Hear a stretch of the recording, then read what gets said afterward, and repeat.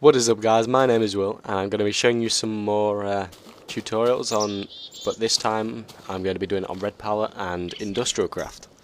So to begin with, this is a basic logic cell that I've created. So if we head over back to where I was before, just turn creative on.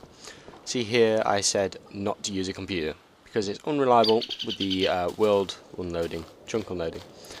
So I said to use a logic cell. This is the logic cell I was talking about. So to begin with, I have the off timer, which is 4 minutes, which is 300 seconds, which when that completes a cycle, it ticks, ticks on this, which flicks this switch over, and that's powering the reactor, so I'm not going to do that, even though it is completely stable, so it doesn't matter actually. Stop it! Right, that's really annoying.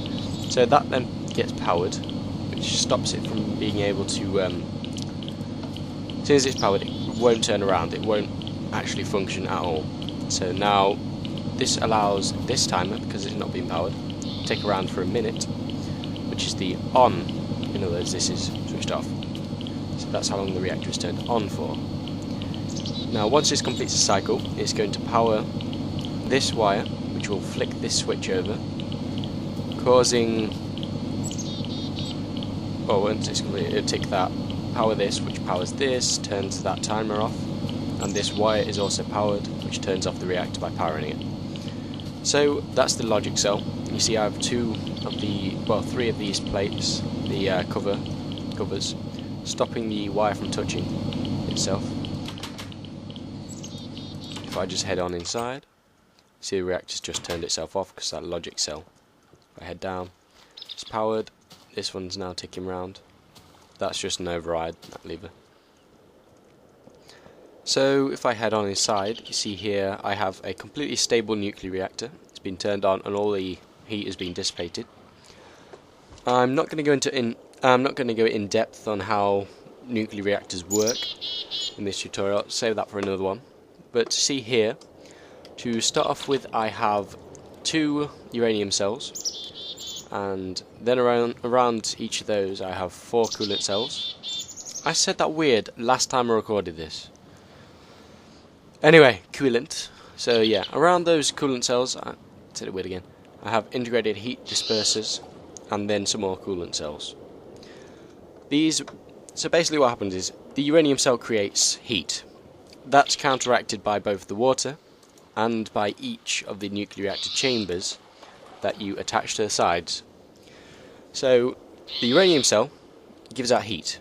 The heat is then counteracted by these coolant cells. As they heat up, the heat is then dissipated with the heat dispersers, which evenly makes the heat even between all the connecting tiles. They have to be adjacent, as in next to it, instead of at an angle. It won't trigger this one or any of those. It will just trigger the 4 cells or pieces that are around it. So basically this gives out heat. These then give out the heat to surrounding ones, which then even the heat out between all the cells.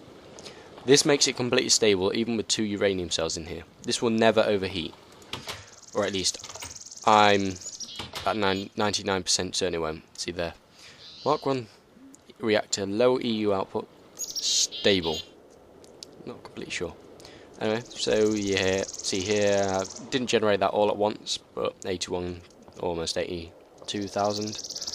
Pretty decent output.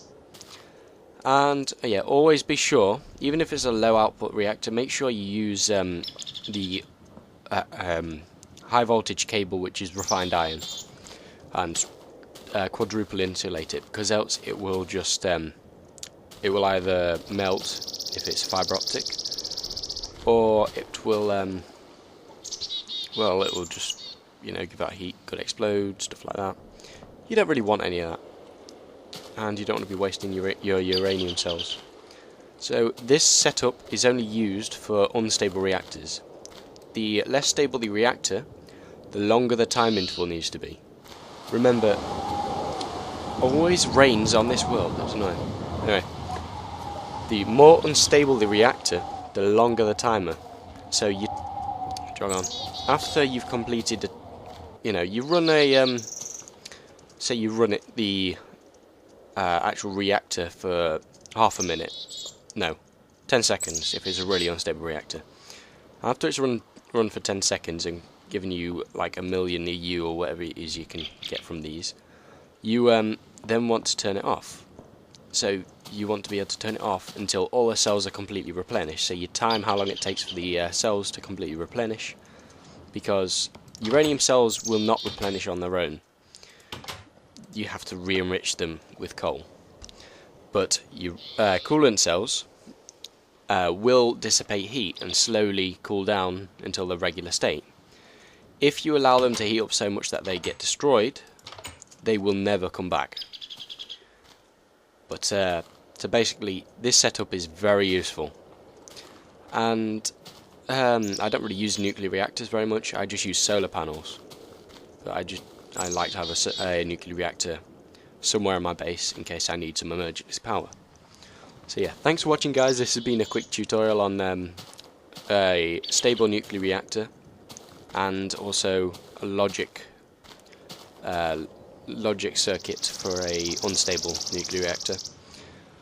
And yeah, next tutorial I head over there and I'll be showing you some logic gates. So yeah, thanks for watching and I'll see you next time.